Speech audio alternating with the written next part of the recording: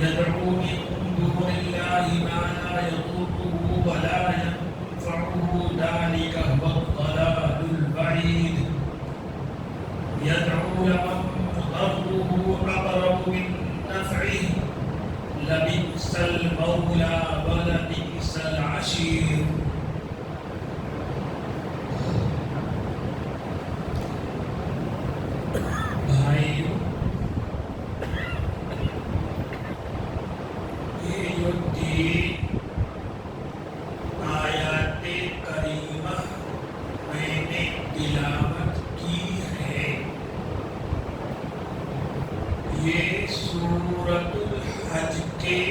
دوسرے رکوع کی ابتدائی آیتیں ہیں جنہیں امام صاحب نے تراویح کی 6ویں رکعت میں پڑھا تھا. یہ کس کی آیتیں ہیں؟ سورۃ الحج کی. مفسرین نے لکھا ہے کہ سورۃ الحج یوں تو قرآن کریم کی آدھے پارے کے بقدر کی سورہ ہے، چھوٹی سی،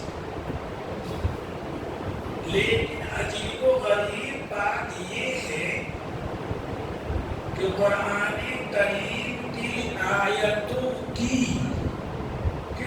قرآن کریم کی آیتوں کی جتنی قسمیں ہیں سورہ حج میں وہ ساری قسمیں جمع ہو گئی ہیں. قرآن کریم کی آیتوں کی کتنی قسمیں ہیں؟ ہم جو قرآن کریم پڑھتے ہیں اس میں تو صرف 2 قسم لکھی رہتی ہے، مکی مدنی. ہجرت کے پہلے نازل ہوئی سورت کہہ دیتے ہیں مکی ہے، ہجرت کے بعد نازل ہوئی کہہ دیتے ہیں مدنی ہے. لیکن مفسرین نے قرآن کریم کی آیتوں کی بہت سی قسمیں بتائی ہیں. آپ انہیں سنیے اور سمجھیے. قرآن کریم کی جو آیتیں نبی اکرم صلی اللہ علیہ وسلم پہ دن میں نازل ہوئی ان کو مفسرین کہتے نہاری. نہار مانے دن، نہاری مانے دن والی آیتیں. اور قرآن کریم کی جو آیتیں رات میں نازل ہوئی مفسرین اسے کہتے ہیں لیلی. لیل مانے رات، لیلی مانے رات والی. قرآن کریم کی آیتیں بیداری میں اتری. حضور صلی اللہ علیہ وسلم جاگ رہے تھے تو بیداری میں اتری. اسی طرح بعض آیتیں سونے کی حالت میں اتری. تو جو آیتیں بیداری کی حالت میں حضور پہ نازل ہوئی مفسرین اسے کہتے ہیں یقظانی، بیداری والی آیتیں. اور جو آیتیں آپ پر سونے کی حالت میں اتری مفسرین اسے کہتے ہیں منامی، نیند والی آیتیں. اسی طرح سے جو آیتیں مدینے میں رہتے ہوئے نازل ہوئی اسے کہتے ہیں حضری، اقامت والی آیتیں. اور جو آیتیں سفر میں نازل ہوئی انہیں کہتے ہیں سفری. اسی طریقے سے قرآن کریم میں کچھ آیتیں ناسخ ہیں جن کی وجہ سے پہلا حکم اللہ پاک نے ختم کر دیا تو ایسی آیتوں کہتے ہیں ناسخ. اور کچھ آیتیں ایسی ہیں کہ جن میں جو حکم اللہ پاک نے بیان کیا ہے اس حکم کو اللہ پاک نے کسی دوسرے حکم کے ذریعے ختم کر دیا. تو ایسی آیتیں جن کا بیان کیا ہوا حکم اللہ پاک نے ختم کر دیا ان کو کہتے ہیں منسوخ. پھر قرآن کریم کی کچھ آیتیں ایسی ہیں، اکثر و بیشتر آیتیں ایسی ہیں جن کا معنی بالکل کلیئر ہے، واضح ہے. جو لغت کے اعتبار سے معنی ہے وہ بھی واضح ہے، اللہ پاک نے جو معنی مراد لیا ہے وہ معنی بھی بالکل کلیئر اور واضح ہے. ایسی آیتوں کہتے ہیں محکم. اور کچھ آیتیں ایسی ہیں کہ اللہ پاک نے ان سے جو معنی مراد لیا ہے وہ معنی ہمیں معلوم نہیں ہے، کسی کو معلوم نہیں ہے. ایسی آیتوں کہتے ہیں متشابہ. اس طرح کی آیتیں تو ہم گناتے ہیں کہ قرآن کریم کی کچھ آیتیں مکی ہیں، کچھ مدنی ہیں، کچھ لیلی ہیں، کچھ نہاری ہیں، کچھ یقظانی ہیں، کچھ منامی ہیں، کچھ ناسخ ہیں، کچھ منسوخ ہیں، کچھ خبری ہیں، کچھ سفری ہیں، کچھ محکم ہیں، کچھ متشابہ ہیں. یہ 12 طرح کی آیتیں ہیں. یہ چھوٹی سی سورہ ہے. مفسرین کہتے ہیں کہ اس میں اس تمام طرح کی آیتیں موجود ہیں.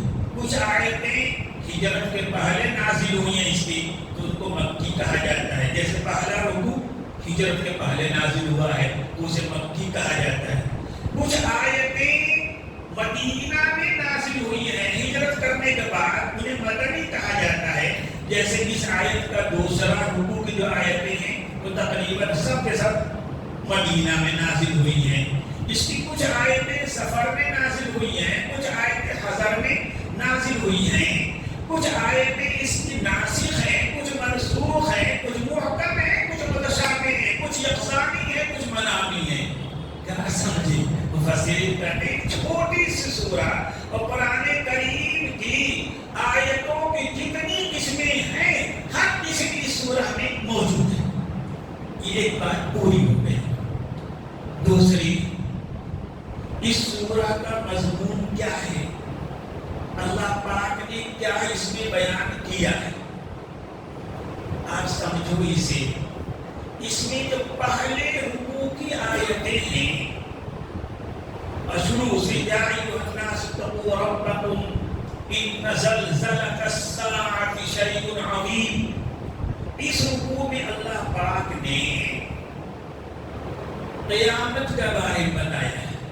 اس کے بارے میں قیامت. اللہ پاک نے اس کے بارے میں کہا کہ اے لوگو اللہ سے ڈرو، یعنی اللہ سے ڈر کر اللہ کی اطاعت کرو، اس کی حکم کی بجا آوری کرو، اس کی فرما برداری کرو. کیوں؟ اس لیے کہ اللہ کی اطاعت اور فرما برداری ہی ایسی چیز ہے جو قیامت کے زلزلے کی شدت سے، اس کی مصیبت سے تمہیں بچا سکتی ہے. قیامت کا زلزلہ، قیامت میں جو زمین و آسمان پوری کائنات میں بھونجال آئے گا، زلزلہ آئے گا، قرآن کہتا ہے بہت سخت یہ چیز ہے. آگے اس کو بیان کرتا ہے قرآن کریم. ایسا دن ہوگا، کتنا سخت اور کٹھن دن ہوگا. قرآن کہتا ہے اس وقت اگر کوئی ماں اپنے بچے کو دودھ پلا رہی ہوگی گود میں لے کر، اس بچے کو بھول جائے گی. گود میں ہے بچہ، اپنا بچہ ہے، دودھ پلا رہی ہے، لیکن اس زلزلے کی اتنی سختی ہوگی تو پتہ ہی نہیں چلے گا کہ گود میں بچہ ہے. اسی طریقے سے جس ماں کے پیٹ میں بچہ ہے اتنا خطرناک بھونجال اور زلزلہ ہوگا کہ وہ بچہ اس کا گر جائے گا، ثابت ہو جائے گا. اسی طرح قرآن کہتا ہے کہ اتنا سخت دن ہوگا کہ آپ لوگوں کو دیکھو گے وہ دیوانہ ہو گئے ہیں، نشے میں ہیں، ادھر لڑک رہے ہیں، ادھر لڑک رہے ہیں، لیکن وہ نشے میں نہیں ہوں گے. قیامت کا زلزلہ ایسا ہوگا جس کی وجہ سے ان کی یہ کیفیت ہو گئی ہے. پھر اللہ پاک کہتے ہیں کہ کیا ہوگا اس کے بعد؟ اس کے بعد کیا ہوگا؟ میں ساری کائنات کو، انسان کو دوبارہ بناؤں گا، اپنے سامنے کھڑے کر کے حساب لوں گا. آگے اللہ پاک کہتا ہے کہ انسانوں میں بہت سے بدبخت ایسے ہیں جو اس قیامت کا انکار کرتے ہیں، دوبارہ جی اٹھنے کو مانتے نہیں ہیں.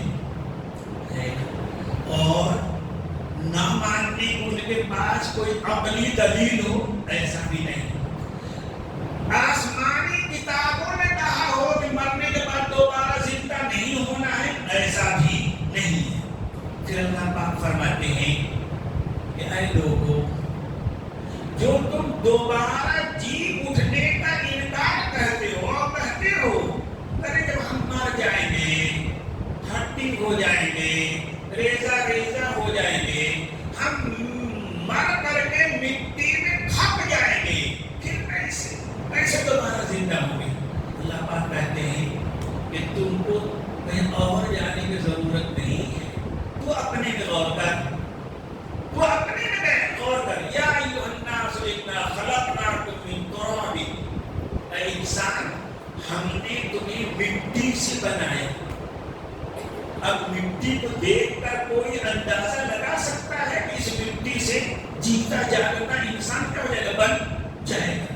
لاکھ اگر گراؤ، پوری سائنس لگا دو، تم کو کہیں دکھائی نہیں دیتا۔ مٹی سے کیسے بنایا اللہ پاک نے؟ بس اتنا ہی نہیں کہ آدم علیہ السلام کو مٹی سے بنایا، نہیں، ہم سب کو مٹی سے بنایا، ہم سب کو اللہ پاک نے مٹی سے بنایا۔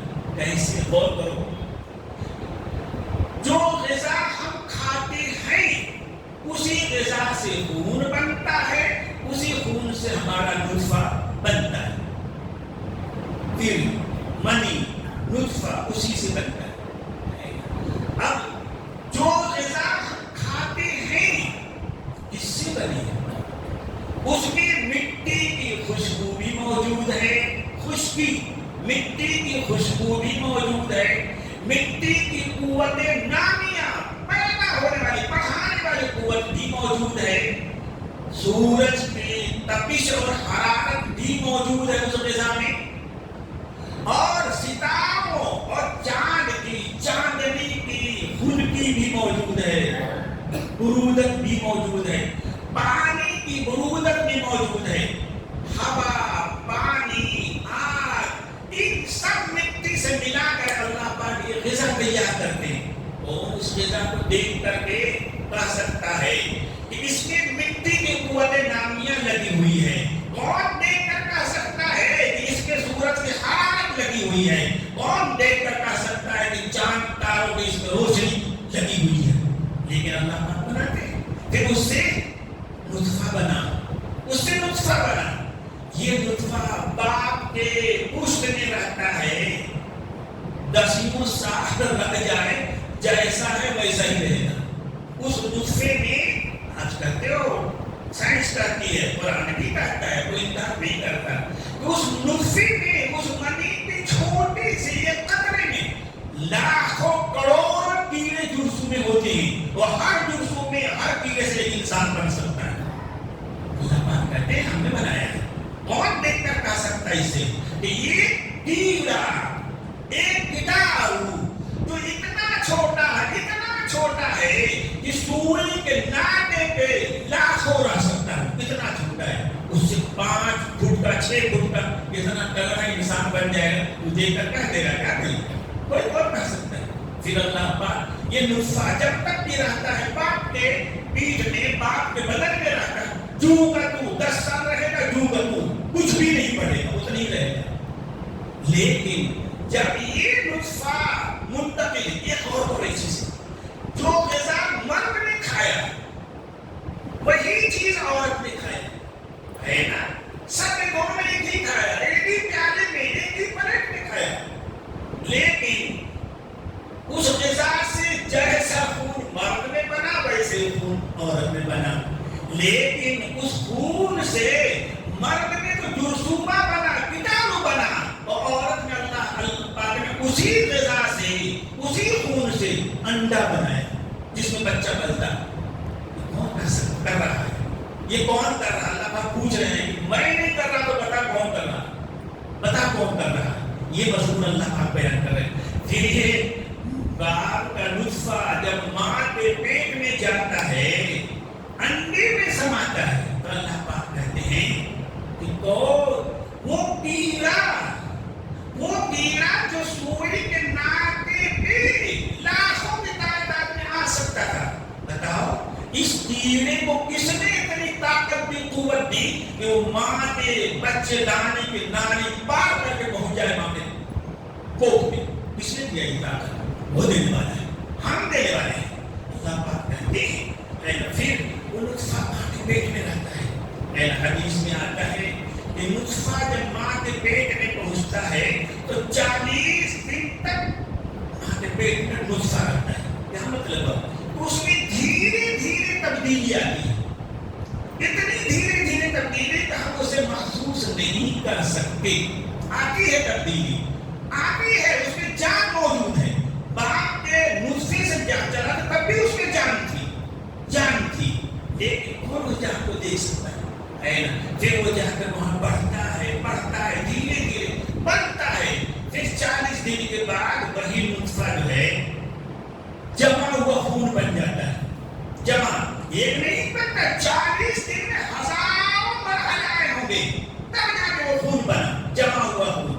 پھر وہ جمع ہوا خون حدیث میں آتا ہے کہ 40 دن تک ویسے ہی رہتا ہے. اس میں دھیرے دھیرے دھیرے دھیرے تبدیلی ہوتی ہے جس کو کوئی سوچ بھی نہیں سکتا. پھر یہ بوٹی بنتا ہے 40 دن میں. اس طرح 120 دن کے بعد تقریباً 4 مہینے کے بعد وہ گوشت کا لوتھڑا بنتا ہے. اس گوشت کے لوتھڑے میں پھر اللہ پاک ہڈیاں بناتے ہیں. ہڈیاں جو ٹوٹ جائے تو آدمی خون نکل آئے, اسی گوشت کے لوتھڑے بنا رہے ہیں, رگیں بنا رہے ہیں, پٹھے بنا رہے ہیں, اسی میں گوشت چڑھا رہے ہیں, اسی میں کھال چڑھا رہے ہیں, اسی میں باہ چڑھا رہے ہیں. کون دیکھ کر رہا ہے؟ ماں کے اندھیرے پیٹ میں کون کرنے والا ہے یہ سب ہے؟ اللہ پاک کہتے ہیں پھر غور کرو کتنا اللہ پاک سمجھا رہے ہیں. اس بچہ جو ماں کے پیٹ میں پل رہا ہے اس کی خوراک کیا ہے؟ اس کی خوراک کیا ہے؟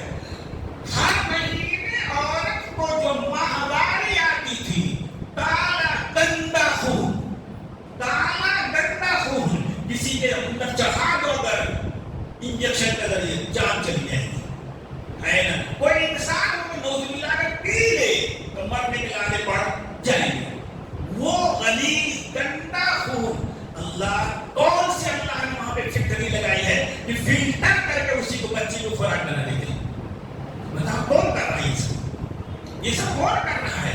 پھر بچہ اسی سے پلتا ہے. تو آپ کتنی باریک نسیں ہوں گی جن کے ذریعے اس خون کو فلٹر کیا جا رہا ہے اور بچے کے ناف کے ذریعے اس کے پورے بدن میں اللہ پاک پہنچا رہے ہیں.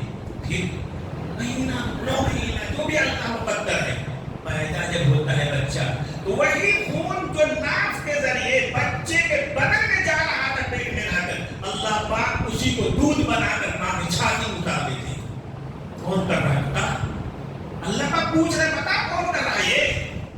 کون کر رہا ہے؟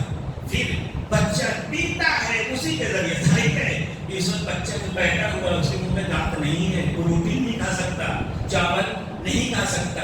کون جانتا ہے بچے کو اس حالت میں یہ چاہیے؟ وہی اللہ پاک دودھ پلاتے ہیں, اسے دودھ پلاتے ہیں.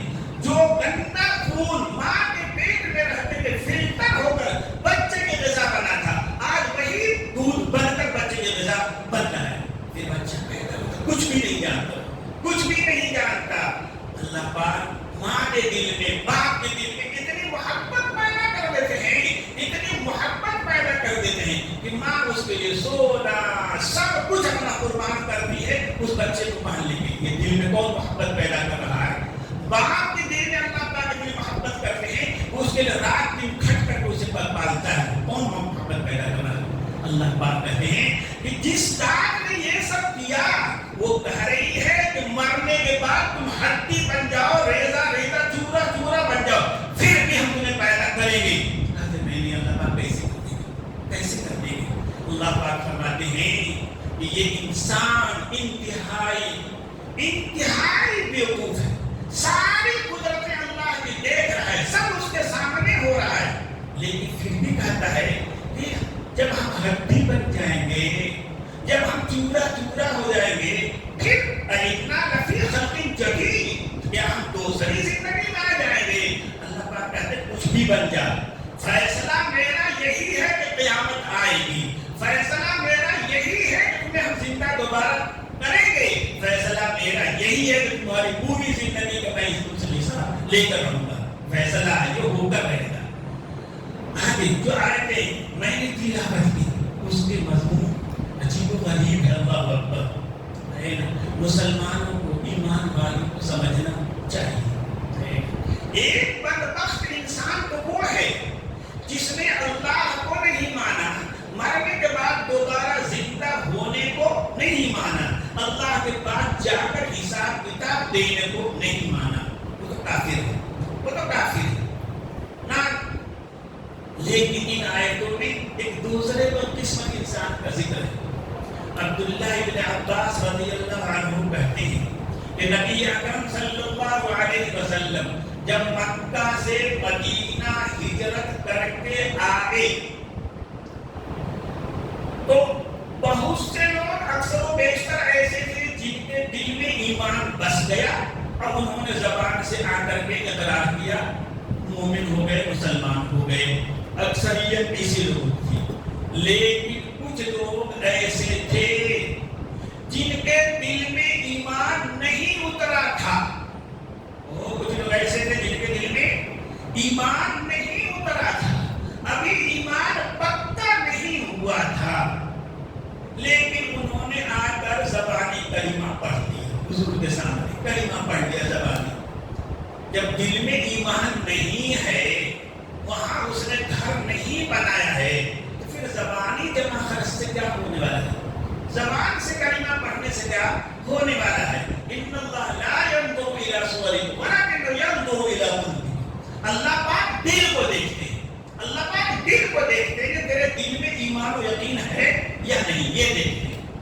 پھر قرآن کہتا ہے وَمِنَ کیا ہوتا؟ عبداللہ بن عباس کہتے ہیں اب کلمہ پڑھنے کے بعد اگر ان لوگوں کو اچھی حالت پیش آئی، ان کی جان میں، مال میں برکت ہو گئی، بڑھ گیا مال، اولاد بڑھ گئی، واہ اسلام بڑا بڑھیا دین ہے، اچھا دین ہے نا۔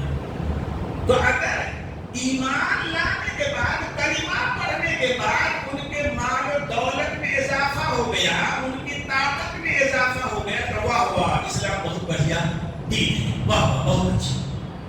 لیکن اگر کسی طرح کی آزمائش آ گئی، کسی طرح کی آزمائش آ گئی، جانی مالی کوئی نقصان ہو گیا، تو انقلب علی وجہہ، بس دین اسلام سے رخ موڑ کر دوسری طرف کفر کی طرف چلے جاتے ہیں۔ وَمِنَ النَّاسِ مَن يَعْبُدُ اللَّهَ عَلَى حَرْفٍ، اور کچھ بدبخت انسان ایسے ہیں جو اسلام اللہ کی عبادت کرتے ہیں، بندگی کرتے ہیں، کنارے رہ کرتے ہیں۔ کہاں رہ کرتے ہیں؟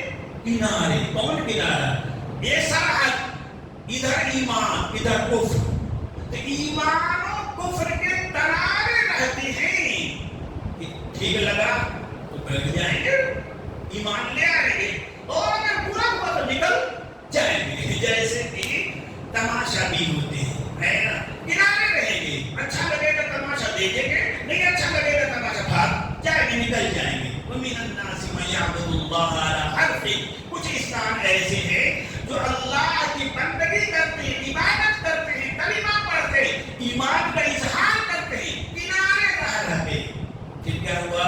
إِنْ أَصَابَهُ خَيْرٌ اطْمَأَنَّ بِهِ، اگر انہیں بھلی حالت ملی، دولت ملی، خزانہ ملا، راحت ملی، چین ملا، طاقت میں اضافہ ہوا، تو وہ اسلام پہ قبضہ میں رہے گا، ہاں ٹھیک، بہت بڑھیا بہت بڑھیا، اس پر رہیں گے۔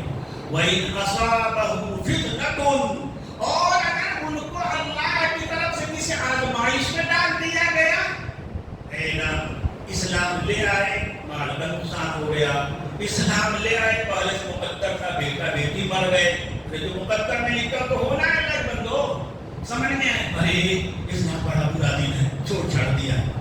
آگے اللہ پاک کہتے ہیں أَنْ أَصَابَهُ فِتْنَةٌ انقلب عَلَى وَجْهِهِ خَسِرَ الدُّنْيَا وَالْآخِرَةَ، اس بدبخت انسان نے اپنی دنیا بھی گنوا دی اور اپنی آخرت بھی گنوا دی۔ یہ دنیا کا رہا نہ آخرت کا رہا، نہ دین کا رہا نہ دنیا کا رہا۔ کیوں؟ بہت بڑی اس کی کیا بدبختی ہے؟ اس شخص نے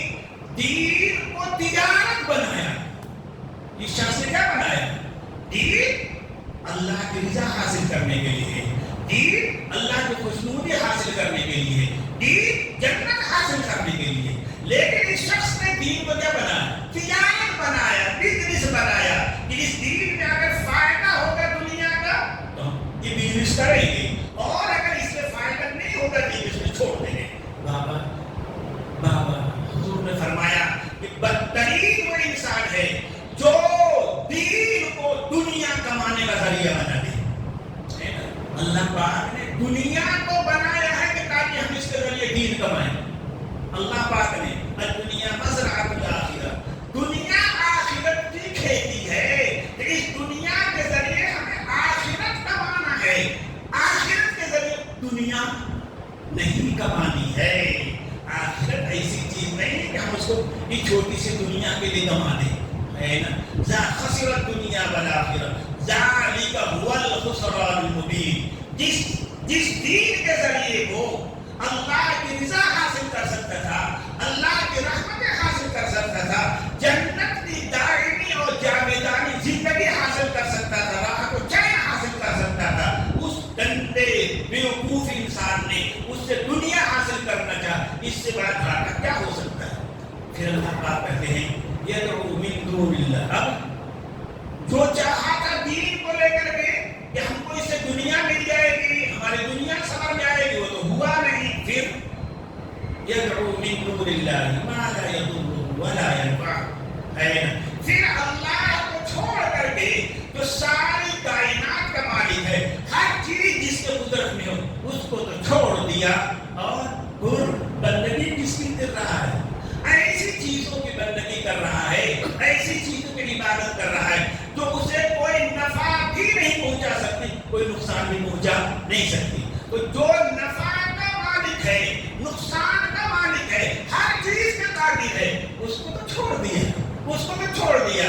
اور اس چکنے پتھر گھڑے کو پوجنے لگا جس میں کچھ بھی نہیں ہے. یدعو من دون اللہ ما لا یضر وما لا ينفع ذلك هو الضلال البعید. اللہ کی ذات سے ہٹ کر کے غیر اللہ کو پکارنا، غیر اللہ کی عبادت کرنا، یہ بہت بڑی گمراہی ہے.